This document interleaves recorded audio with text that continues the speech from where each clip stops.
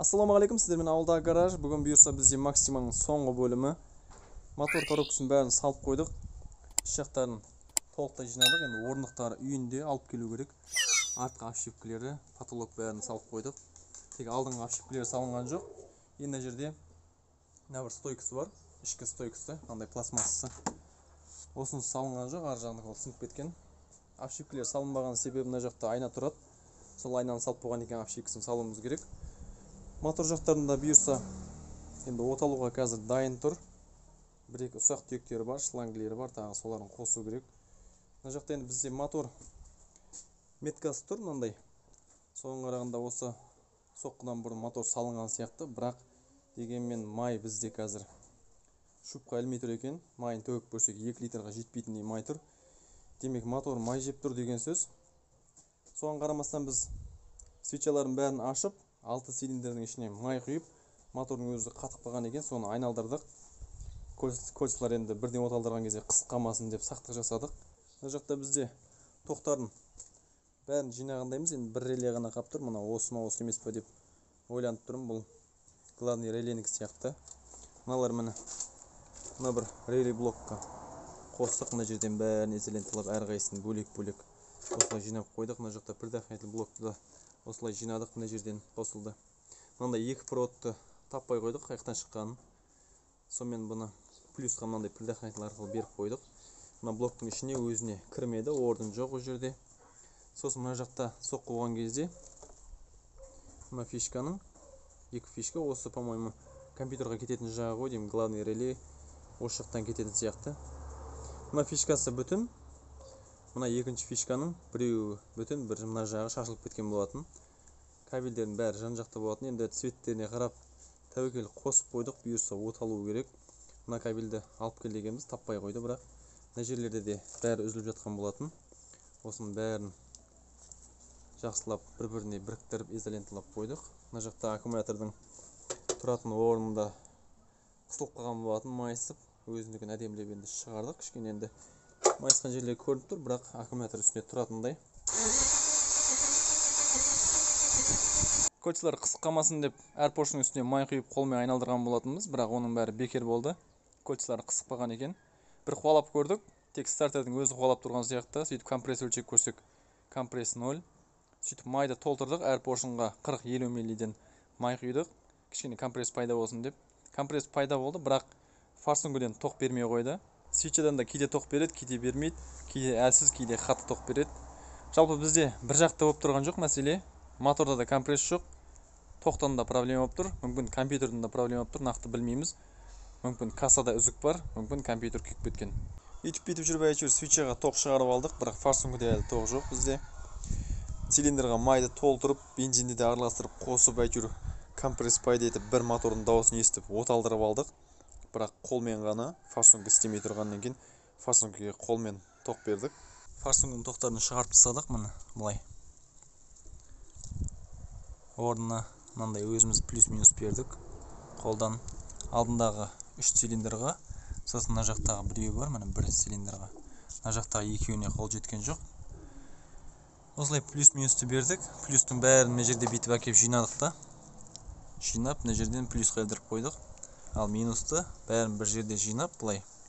Минусты былай алып келіп, мына жақтан мынандай кнопка арқылы айналдырып әкеп минусқа ілдірдік. Осы кнопканы басқан кезде бізде форсунка ашады. Қазір мына жерде міне кнопканы басқан кезде міне дауысы естіле ме, естілмей ме? Міне. Басқан кезде бізде минусты өткізіп жіберіп, мына жерден форсунка ашып тұр. Тек осылай кнопкамен ғана басқарып оталдап тұрмыз. Ең бастысы моторда компресс пайда болды, бірақ майды ішіп тұр. Енді қалай оталып тұрғанын көрсетейін. Міне былай кнопкамен форсунканы ашамыз. Бензин жетпей қалған кезде басып жібереміз. Бұл негізі 12 вольт беріп тұр. Форсункке негізі 5-6 вольт келу керек. Осылай оталып тұр, бірақ бізде арты деген көп түтін болып тұр. Майды қалай болса солай ішіп тұр. Мүмкін енді ішіндегі майлар шығар, нақты білмеймін. Қазір кішкене оталдырып майын тексеріп көру керек. Жалпы осылай оталып тұр. Форсункке бізде енді импульс компьютерден шығады екен. Осы форсунканы ашпа деп бір нәрсе бізде компьютерді блокқа тастап отыр. Нақты білмеймін неден екенін. Біз енді электрик болмаған екен қатты түсінбей тұрмыз, әйтеуір қолдан келгенше тырысып жатырмыз. Қазір енді бізде осы моторда компрессор пайда болып, осылай қолмен оталдарсақ та мотордың дауысын естігеннің өзі үлкен қуаныш болып тұр. Өйткені бізде алғашында мүлде тоқ болмаған кезде мына жақта кассада күмән болды, дұрыс емес қосқан шығармыз деп. Сөйтіп бәрін ақтарып көрдік, компьютерға баратын тоқтардың бәрін көрдік, компьютерға плюста, минуста бәрі барып тұр.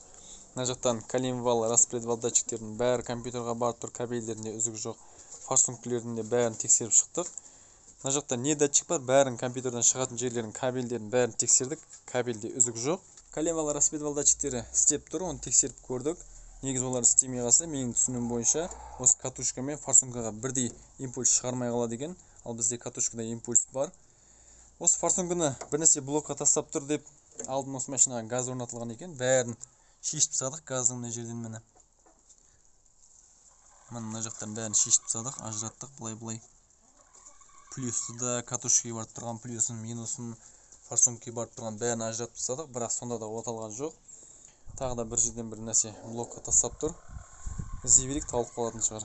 Оталдыру үшін енді біраз іздендік, жан-жақтан сұрастырдық. Оның ішінде өзіміздің осы батысымызда Айдын электроника каналын жүргізетін Айдынға рахмет, өзінің біраз кеңестерін беріп отырды. Айдын электроника каналының сілтемесін төменге қалдырып кетем, өтіп көрсеңіздер болады. Форсункада импульс жоқ деп болса, көрші ауылымызда бір подписчик жігітіміз бар. Өзі электрик, сол жігіттен сұрағанбыз. Ол бірден барып компьютерға салып көрейін деді. Мен айттым, енді әурейлем жүрмей-ақ қой дегем. Сонда да жұмыс етіп келіп компьютерға салды. Диагностикалық разъемда бізде 12 вольт толық келмей тұр екен, сигнал жоқ екен. Тағы да бір күмән болды. Осы бір жерлерде кабель үзік деген. Ақжолға рахмет, ерінбей келіп тексеріп кеткен.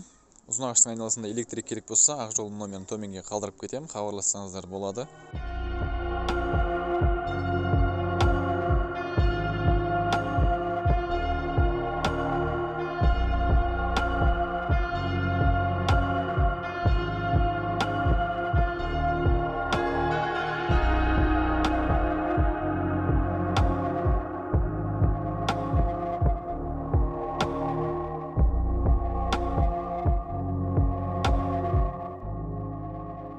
Сыртқы жағында енді бізде мінсіз болды деп айта алмаймын. Бар кемшіліктер, зазорларында да бар.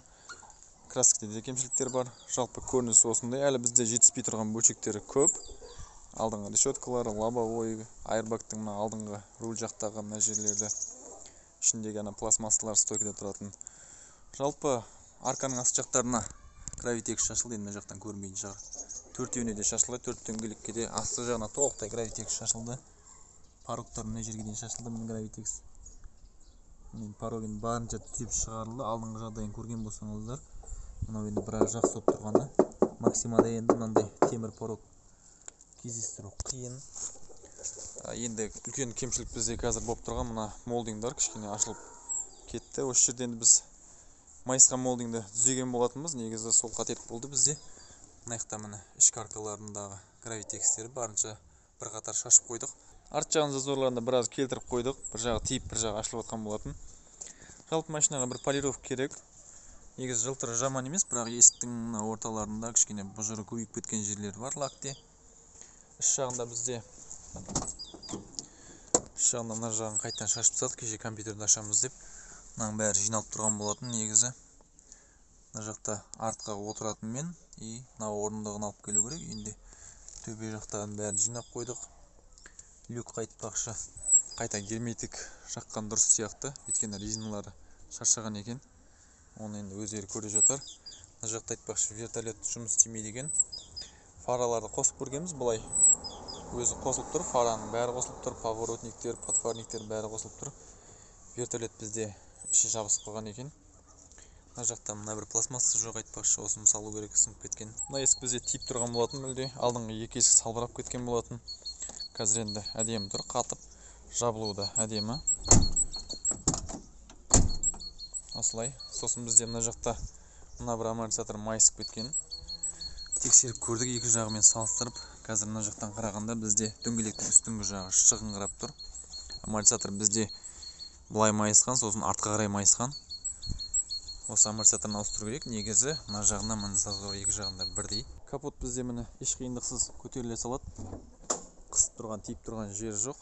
Ішкі жағында бізде енді қосылған жерін анау-мынаудан таба алмайды.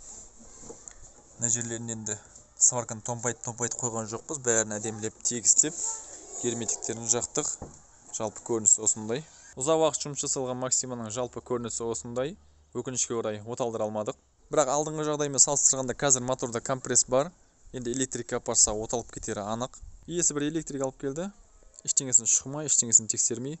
Бір жерінде үзік бар шығар, үйге апарып тастаңдар. Тоқтарын шашып тексеруім керек деді. Енді сол электриктің үйіне кетеді. Лобовой салынып кете ме, салынбай кете ме, оны білмейміз. Бауыр басқан Максимамен қимастықпен бізде қоштасамыз. Видеомызды осымен аяқтаймыз. Видеоны болса лайк басып арнаға тіркеліп достарыңызбен бөлісе жүріңіздер. Келесі кездескенше сау болыңыздар.